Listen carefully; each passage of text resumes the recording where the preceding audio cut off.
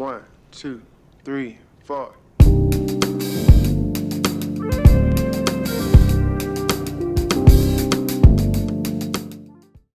And welcome back to It's Not a Sport, Season 3, Episode 18. Again, this week I'm trying out something a little bit different with the audio and the microphone. So if you're looking on our YouTube channel, make sure to check out our YouTube channel. That's where the show goes up live, where you can watch it and see on screen what I'm talking about, as well as all of our shows are archived on there. There is now a big black thing on the camera that is the microphone, and hopefully it sounds good as well. I've done a little bit of testing, so that should sound good as well. So make sure to and also, as always, leave a like and a follow, helps out a lot. And check out our Instagram, It's Not a Sport to You, because that's where we post some cool images and some artwork, especially during the off season. So with that being said, this week we're talking about Marvel Avengers. All right, it comes out was supposed to already come out on August 14th. It actually drops, I believe, September 15th or so, real soon. So like I know it's in September, so really soon. And we had the closed beta about at the beginning of August, and then we had an open beta. Now, full disclaimer here, I did not touch the beta at all.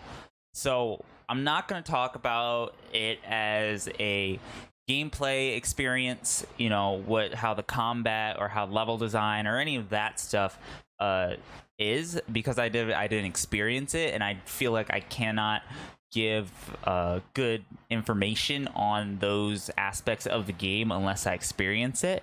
But I'm going to point you to a video that I think really talks about the beta as a whole really well, and the things that I'm going to be talking about as a whole. And what are we talking about? Well, we're talking about the monetization of this game. How is it going to make money? What's the deal with it?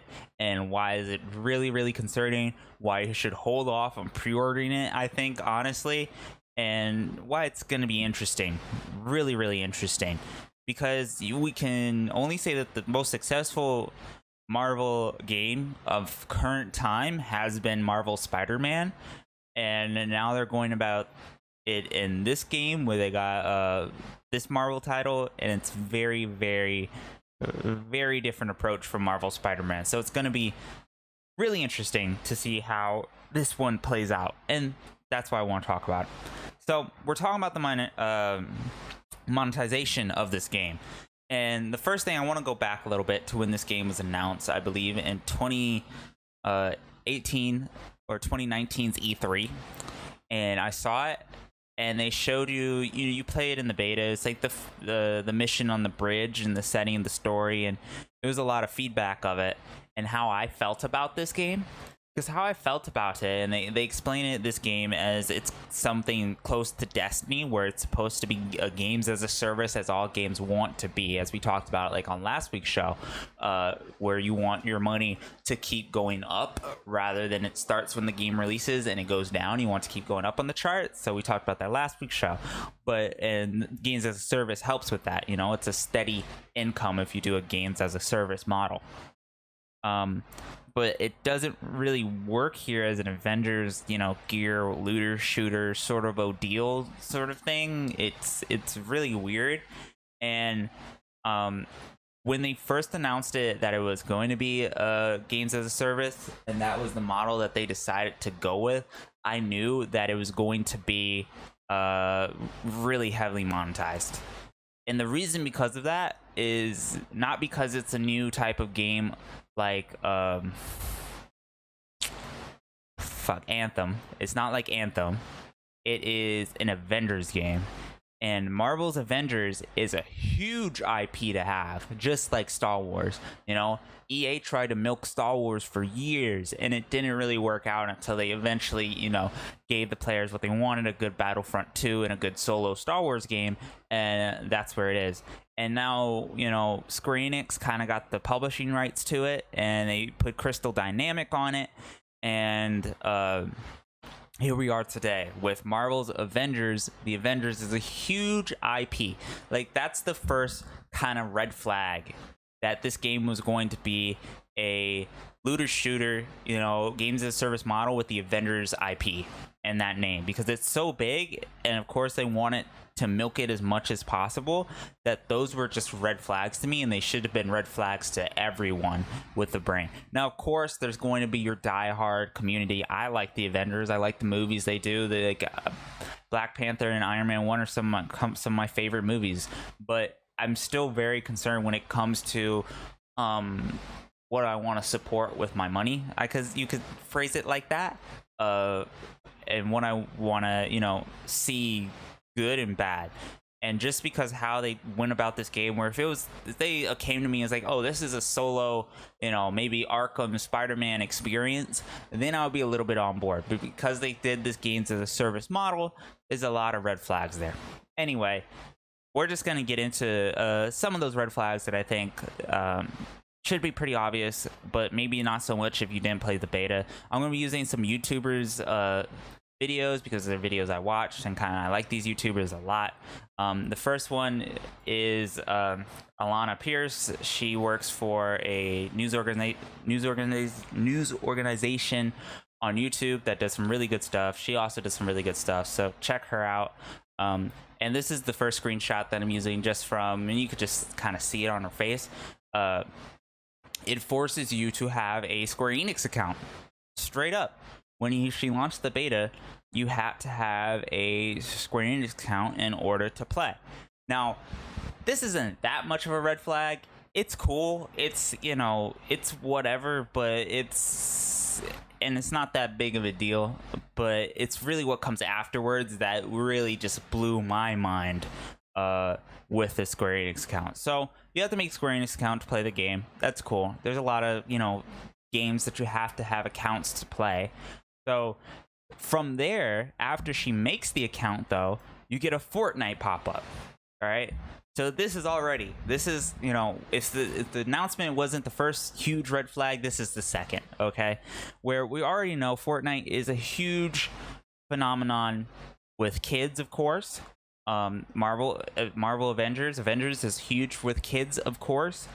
And we've seen that they've done crossover events and tie-ons. We've seen Fortnite in the movies. We've seen the Avengers in Fortnite, etc., etc. And right off the bat, it shows you, hey, link your account and you can get free shit. So there's straight up in a game, and it's not like it's like a tweet or anything about it. If it was a tweet or maybe a news message later on, that would be cool. This wouldn't be that concerning. It would be just, same old, same old. But the fact is that she made an account, and then right after, it's a Fortnite advertisement in your Marvel Avengers game to another game, is pretty big. It's a pretty big red flag to me, because this is an ad for Fortnite, and Fortnite advertises, the Avengers too, but this is an ad for Fortnite, not even subtly, or later in the game or later in the main menu. This is the second thing she sees. So it's a pretty big deal just right off the bat, just to see that, okay? And we don't stop there, right? Because now, if you think okay, that's, some weird monetization practice, but not that bad, it goes outside of this game as well, where we see Marvel Avengers including exclusive skins for Virgin and Verizon customers. So if you're one of those customers, you get exclusive Marvel Avengers skins. But skins is their main way of, monetizing this game, of course. But now it's if you want these exclusive skins, Fortnite did it too, with the pickaxe for Samsung. You have to, you're a customer. And then it goes to 5 Gum, and if you looking on the screen right now, it's 5 Gum Avengers. So if you buy 5 Gum, you get exclusive event or exclusive skins or whatever in the game if you buy 5 Gum. So that's already just really shitty monetization of packages. Go out and buy somebody else's product and you can get whatever you want in our Avengers game. So the Avengers game is already been used before the game's actually released. And again, I'm not talking about gameplay and stuff, because from gameplay and stuff that I hear, it's extremely buggy. It gets, the combat's hit or miss. If you like it, you like it. If you don't, it's pretty basic combat. it's really laggy. The AI is stupid, the multiplayer didn't work, and all, like, I'm not gonna voice about them. I don't really know anything about it, but I don't have the experience to speak on that matter. But just from hearing those things already in a beta, and this isn't a beta, this is essentially the game, because the game releases in a couple weeks, is very concerning. We've seen this before with other games with Anthem. And if we look later on at the different versions that you buy and what you get, one of them, and it's still buggy like this, is very concerning.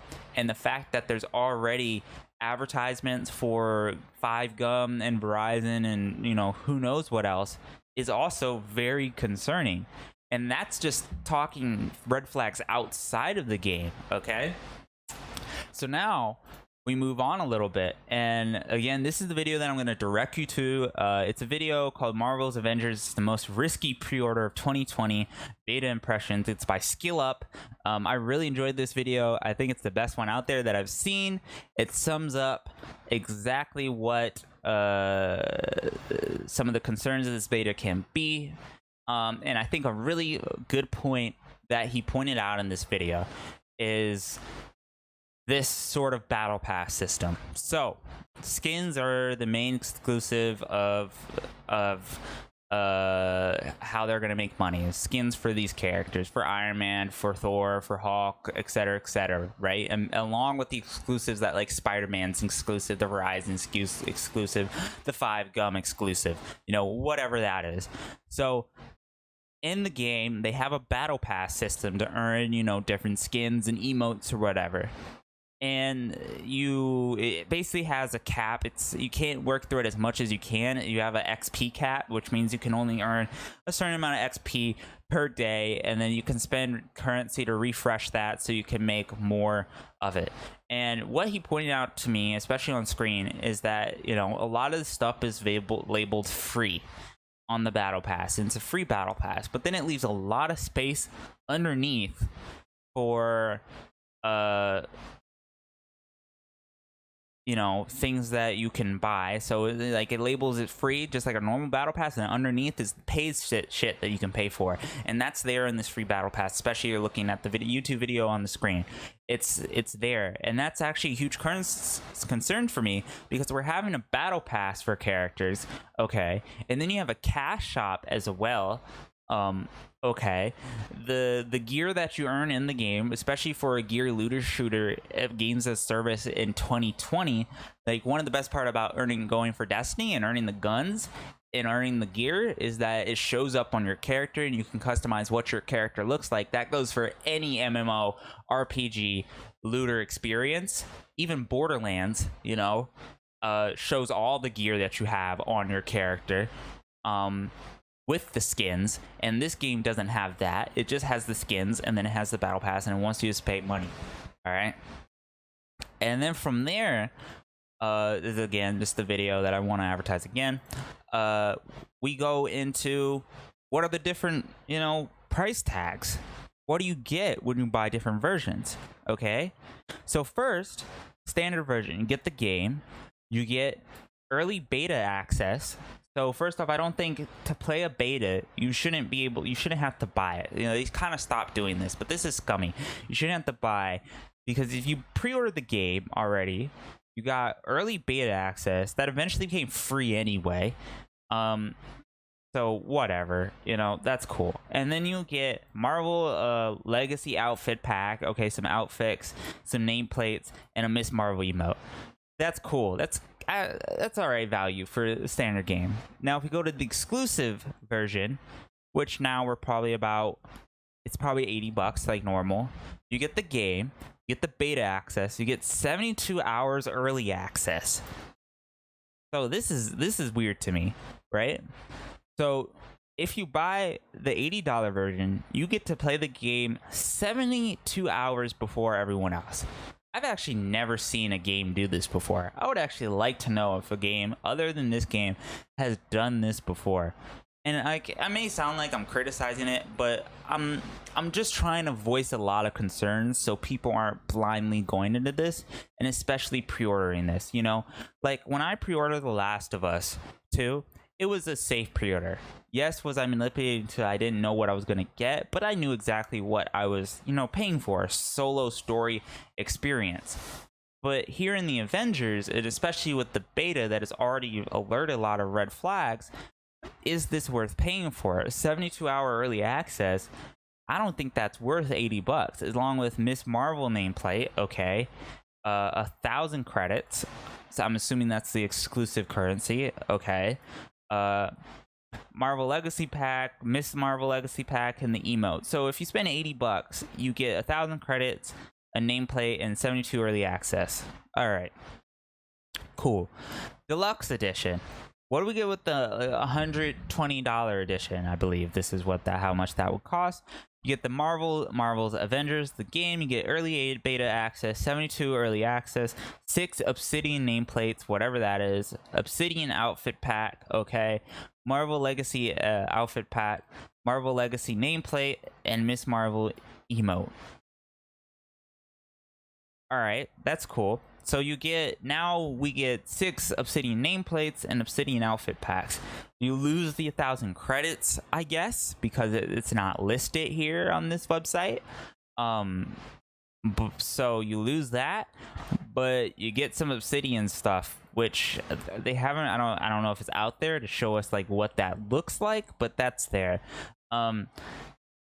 That's kind of like just the sum and gist of it, like it's really concerning what this game's going to be with the Marvel Avengers, because this isn't the first. Developers that got the Harry Potter, they made an app and it hasn't sold or anything like that, but just from the things that I hear, this is very concerning on what they're trying to do, because how I'm viewing this and how it just looks like is this is just one giant advertisement for not the game but for everyone's trying to get their piece of the Avengers to make their piece of the pie, of the money or whatever. And just how this games as a service loot model, how much is this game going to be played? Are people going to continuously play this game like Destiny and like it's going to have a good adventure fantasy experience like Marvel Spider-Man did, or is it not?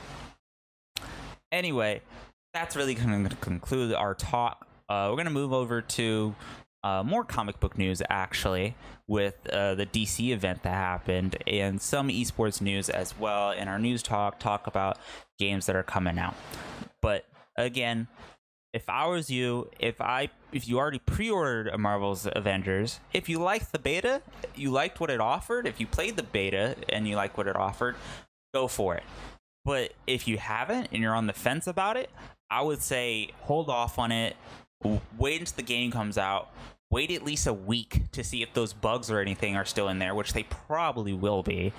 Wait a little bit longer to just see how the monetization works out in the final version, and then make your decision. Because right now, this game could have been great, but it's really, really, really on the fence for it. I'm really on the fence for it, and I believe you should too.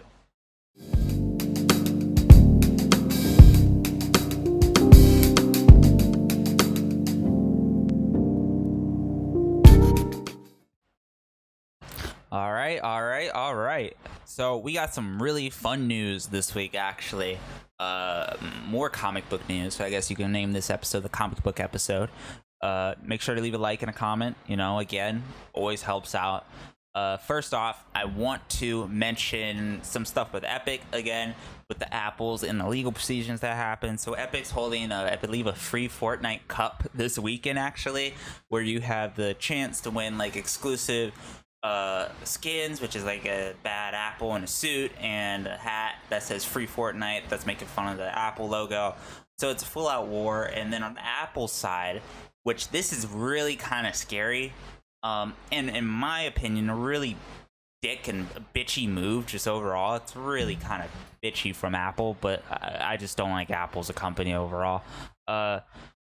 They filed a lawsuit and they're holding Epic Games dev kits hostage on all iOS platforms. And essentially what that means is that if you work in Unreal Engine on iOS, you just can't use it anymore. So they're just holding like any which is a lot of games use Unreal Engine on iOS, and if you those games are just non-playable on iOS, or just they won't be working, or you can't develop for them anymore on iOS devices. Anything that uses the Unreal or Epic engine or anything like that just won't be usable on iOS devices, which screws over, Epic. They lose money because of that. I don't think they lose a lot. They don't probably really, I don't know, it hurts them, but it's, I think, a really bitchy move on Apple's part. It's just something that, like,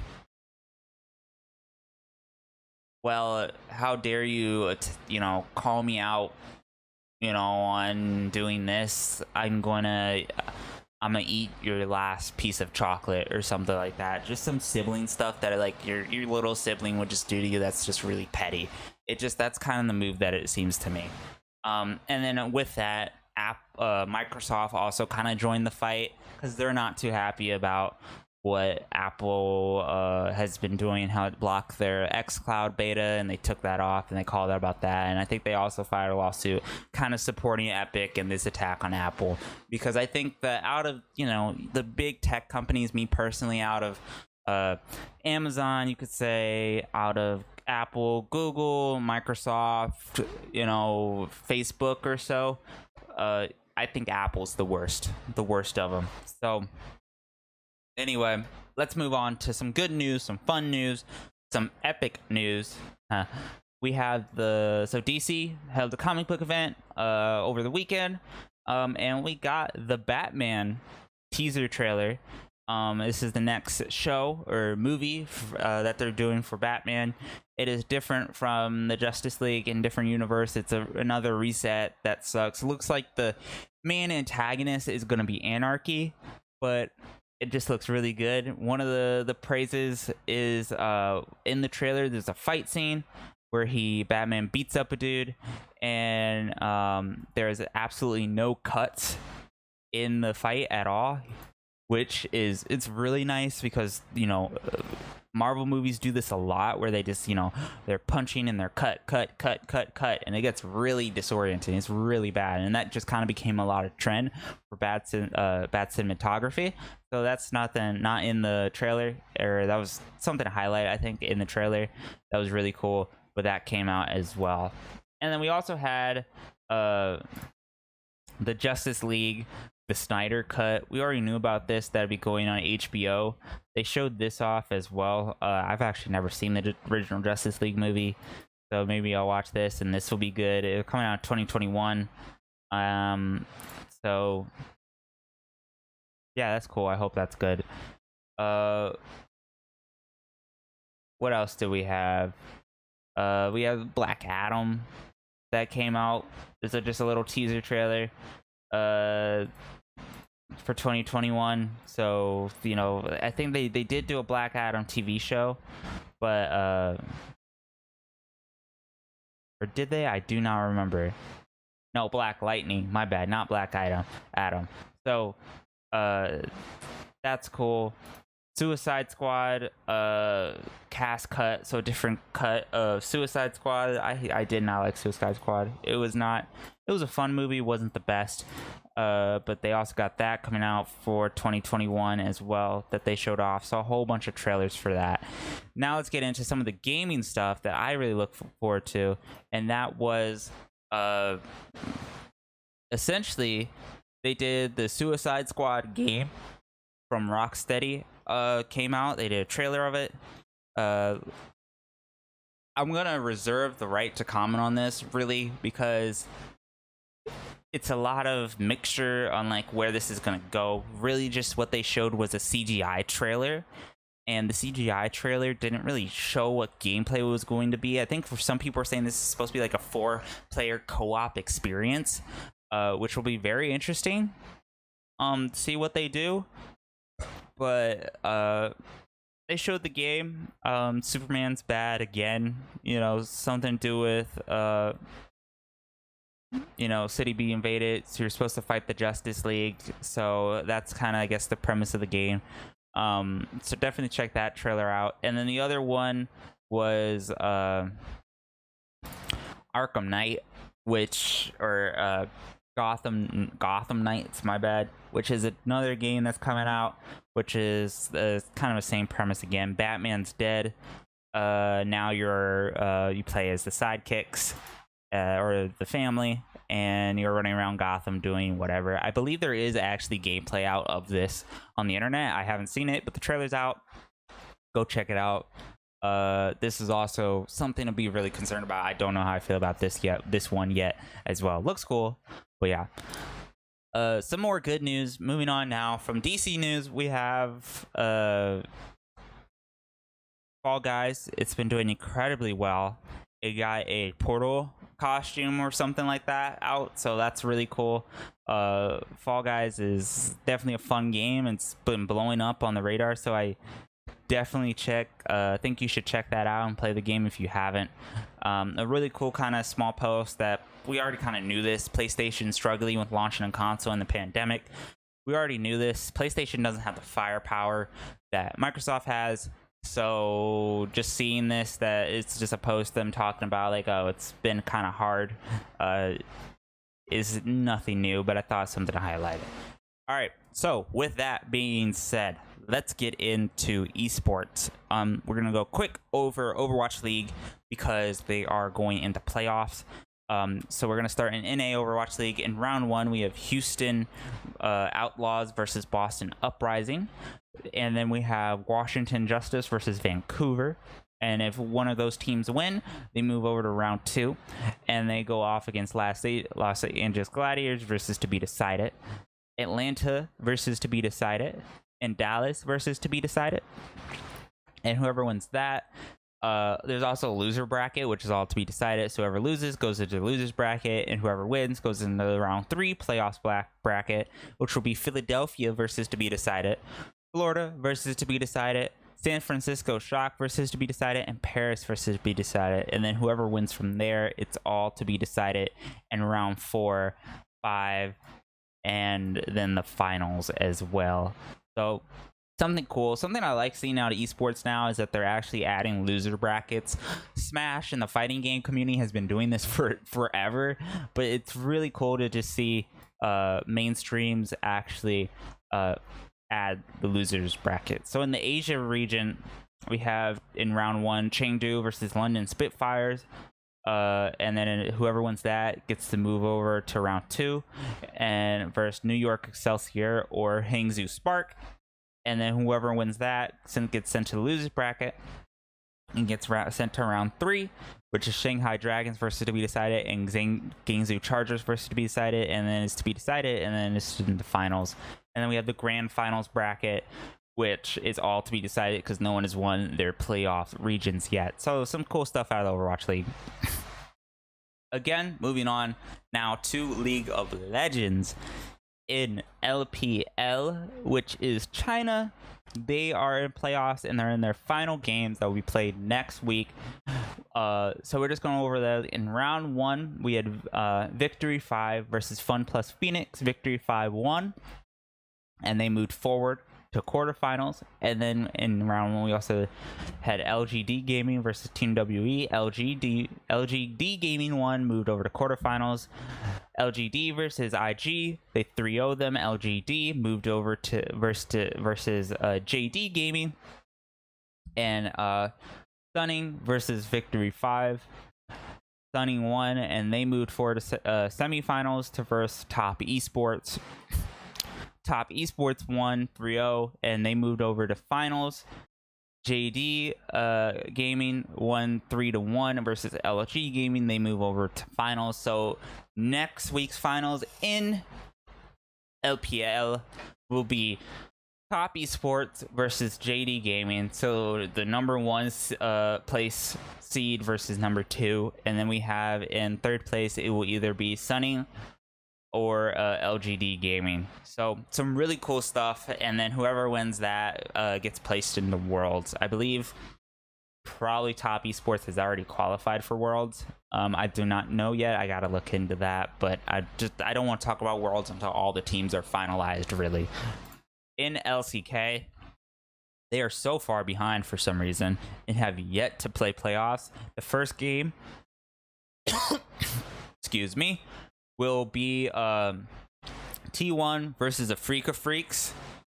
I believe that game is Wednesday, so that's the first game. Whoever wins that will go against Gen G, and whoever wins against the Gen G will go against DRX, and whoever wins DRX will go against Damwon. So that's kind of how it works. So it's just most likely outcomes is we either get T1 wins and they go versus Gen G, and then either Gen G can win or T1 can win and they versus Dragon X, and then that team versus Dragon X can win and they go against Damwon, or Freaka wins and they go against Gen G, and vice versa. So something cool about Korea. I'm looking forward to seeing that, because I know SKT may not qualify for Worlds this year, which would be pretty huge, especially because Faker's been benched and he hasn't been playing at all for the last couple of weeks. Closer has.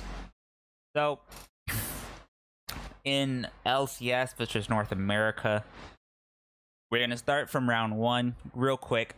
And from round 1, we have FlyQuest versus EG. FlyQuest won. They moved forward to round 2. EG got sent to losers.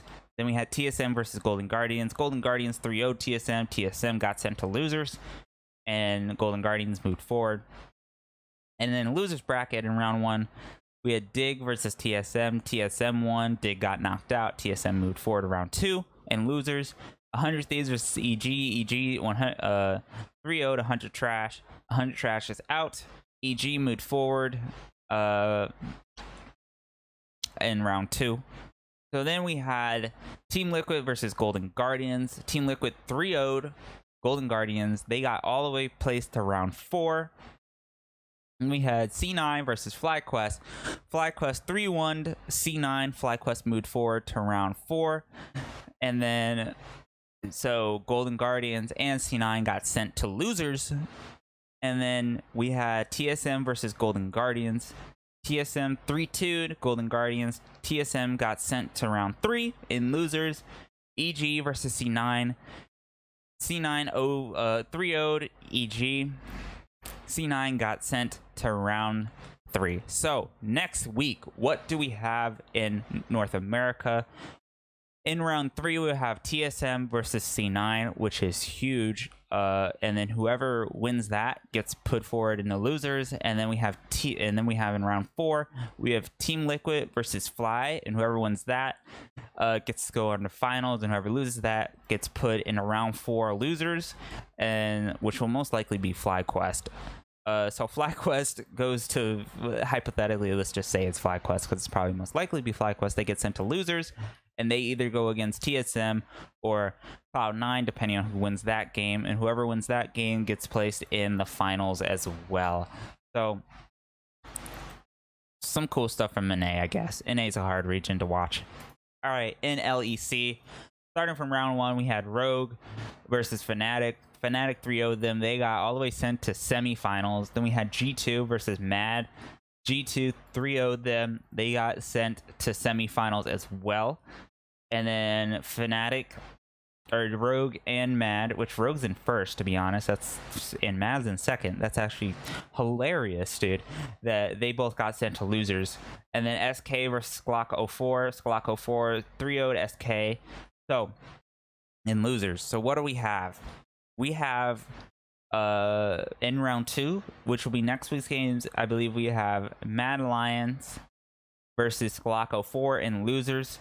Whoever wins that gets to move forward into Rogue. And then we have Fnatic versus G2. Whoever wins this gets to go in the semifinals, gets to go to finals, and whoever loses it gets sent to losers, which they get to either go against Rogue, Mad Lions, or Sklock 04, depending on who beats Rogue and depending on who wins in the Mad versus Sklock 04, and then we get the finals. So some really cool stuff out of LEC as well. Esports is really hyping up, especially going to the finals of this year, and we get to see Worlds, because Worlds is honestly one of my favorite events of the year. Especially with League of Legends, just seeing all the top teams compete is a gift. So, I'm definitely looking forward to that. Anyway, that's going to conclude this week's show. Thank you for listening. Make sure to leave a like and a comment, subscribe. Really helps out. check out our shows on our SoundCloud or Spotify, or all of our videos up on the YouTube channel. Make sure to follow us on our Instagram. It's not a sport to you. This has been your host, Salty Waffles, signing off, and I hope you guys are having a wonderful climb.